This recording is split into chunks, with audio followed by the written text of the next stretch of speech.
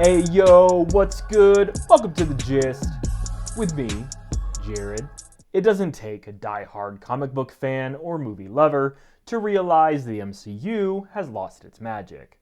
After 15 plus years, what was once a collection of mostly interesting and engaging stories that followed a generally streamlined and unifying storyline has been quickly diluted into a directionless and disjointed cinematic universe that has overstayed its welcome. Admittedly, there were a few projects that I liked in Phase 4. Following up the Infinity Saga was no easy feat, but I was hopeful and enthusiastic about where things would go next. However, with the increasing amount of movies and shows that have come out since Endgame, my interest and faith in the MCU and comic book movies in general has significantly declined. And the latest Captain America installment did nothing to inspire confidence in whatever direction the MCU is going in. Sam Wilson is our new Captain America.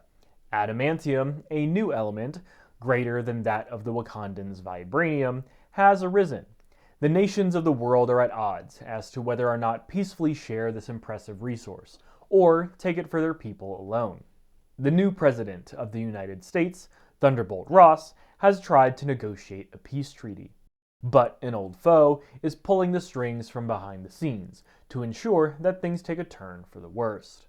This movie is basically a hollow attempt to rehash story elements of The Winter Soldier, sprinkled in with 2008's Incredible Hulk. The tone of the movie is messy. In the first act, there are times where the movie goes for a more lighthearted comedic tone. And not just in the standard MCU way of undercutting a dramatic serious moment with a joke. And then the movie pivots and tries to instill a higher level of seriousness, intrigue, and suspense that don't resonate. It didn't help that any time we had a scene with the bad guy, the leader, it came off as campy and corny. He's a very thin and generic, one-dimensional bad guy. For someone who's positioned as an all-knowing, calculating genius, his plans are thwarted easily and often. Giancarlo Esposito's character was more of the same. The action sequences are okay. The CGI is hit or miss. Though I did like the design of Harrison Ford as Red Hulk. But there wasn't anything that got my blood pumping. I didn't buy into the stakes, if you want to call it that the movie was trying to introduce. And when it comes to the narrative, I wasn't entertained, and I honestly found the movie boring.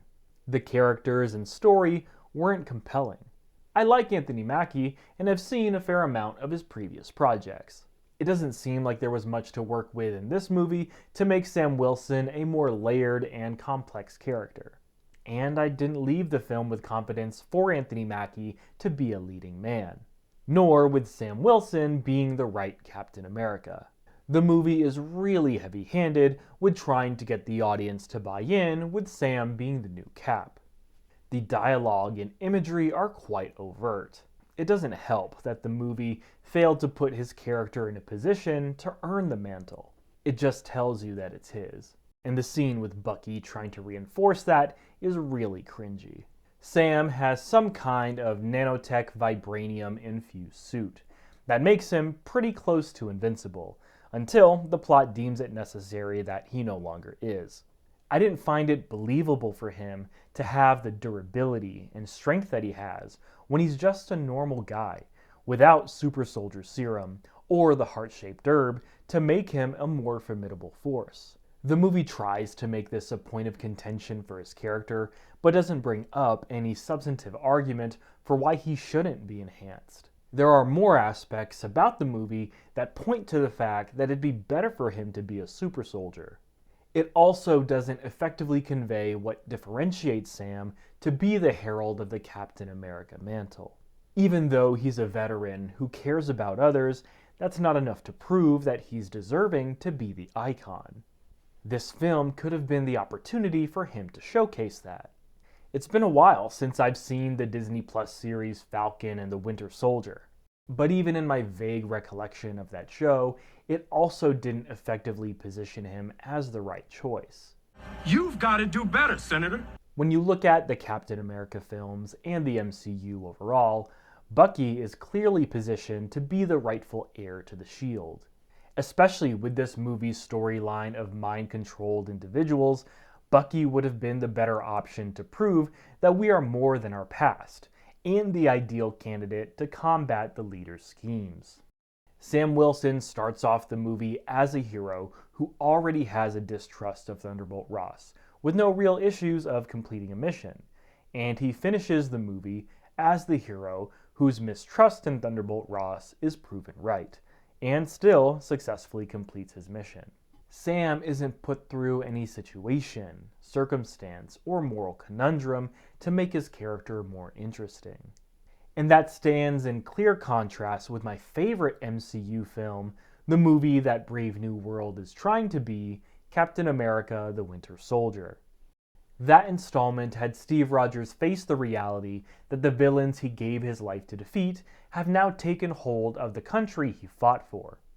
And not only that, the best friend who he thought was dead was actually alive and their fiercest operative. There were many sequences in Cap 4 that tried to mimic Cap 2, but it failed to grasp why Winter Soldier is such a beloved movie. I do recognize that the film tried to establish connections with previous MCU movies. It brought up Tiamat, the dead Celestial from Eternals, and tried to address the fact that there are no Avengers. Unfortunately, these are throwaway lines and concepts in the movie that aren't explored in a necessary or fulfilling way. It's more so just setup material for whatever's going to be the next thing.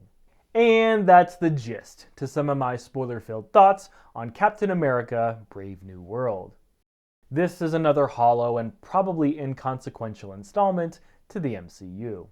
The characters and story are not compelling, nor does the movie leave me in eager anticipation for what's to come next.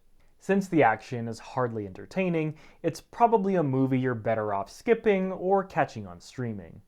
What did you think of Captain America 4? Hit me up, let me know your thoughts in the comments down below. I'll catch you next time on The Gist.